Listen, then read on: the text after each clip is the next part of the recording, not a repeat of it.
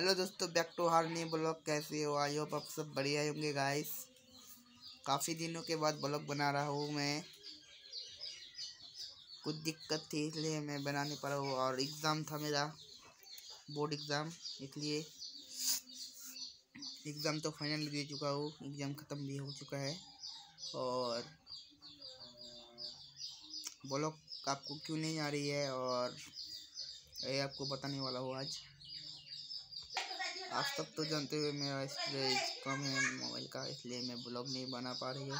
मेरा फ़ोन का स्टोरेज जो है ना फुल हो चुका है, खाली 1% बचा है। 1% में मैं मोबाइल चलाता हूँ।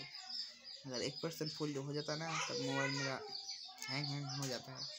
और जब मैं न्यू फ़ोन लूँगा तब से आपको कंटिन्यू ब्लॉग मिलेगा। और मेरा ब्लॉग अच्छा लगा आपको, ये ब्लॉग है मेरा आज का, तो मिलते हैं अगले ब्लॉग में। तब तक के लिए बाय बाय, टेक केयर।